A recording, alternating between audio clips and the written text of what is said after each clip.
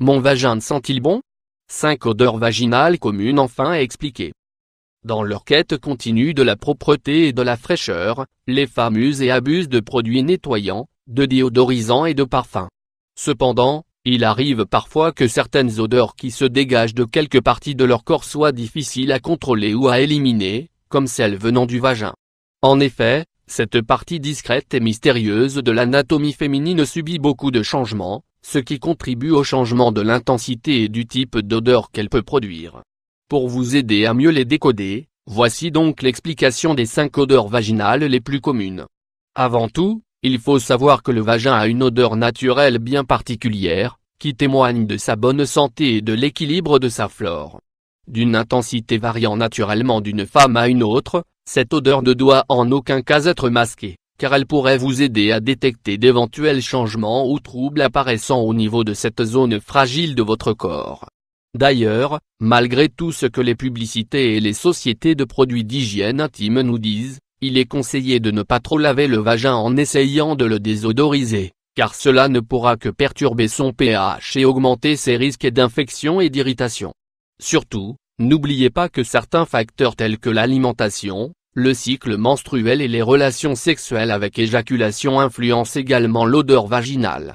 Pour mieux comprendre ce qui se passe au niveau de cette zone intime, et savoir reconnaître si l'odeur que vous y sentez est saine ou pas, voici l'explication des 5 odeurs vaginales les plus communes. Que révèle l'odeur de mon vagin? Une odeur métallique, une odeur qui se dégage de votre vagin après vos règles ou après un rapport sexuel avec une éjaculation interne, est un phénomène tout à fait normal. Elle est tout simplement due à un changement du pH à l'intérieur du vagin, et disparaît généralement rapidement. Cependant, si elle persiste ou si elle s'accompagne d'autres symptômes, demandez l'avis de votre médecin. Une odeur de poisson forte et assez gênante.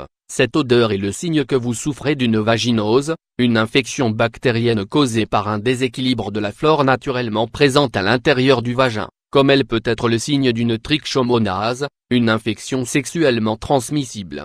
Généralement, cette mauvaise odeur s'accompagne de pertes blanches ou grisâtres, et disparaît après le traitement des infections par des antibiotiques. Il est donc important de consulter son gynécologue, dès son apparition.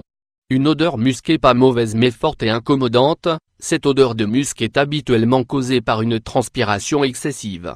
Donc, si vous portez souvent des vêtements trop serrés ou des sous-vêtements en matière synthétique qui étouffent la peau et favorisent donc la sudation, il est temps pour vous de changer d'habitude vestimentaire. Choisissez des vêtements plus amples qui laissent la peau respirer et préférez des sous-vêtements en coton qui absorbent la transpiration. Une odeur de levure même si elle n'est pas très fréquente et est moins intense que les précédentes, cette odeur de levure est généralement l'un des symptômes révélateurs d'une infection fongique. Elle est souvent accompagnée de pertes blanchâtres épaisses et de démangeaisons intenses. Il est donc recommandé de consulter dès que ces symptômes font leur apparition. Une odeur de pourri. Si votre vagin sent une odeur de pourri, ne tardez pas une seconde à rendre visite à votre médecin, car elle peut être le signe qu'un tampon, datant de vos dernières règles, a été oublié au fond de votre organe. Un oubli qui a lieu bien plus souvent qu'on ne pourrait le croire.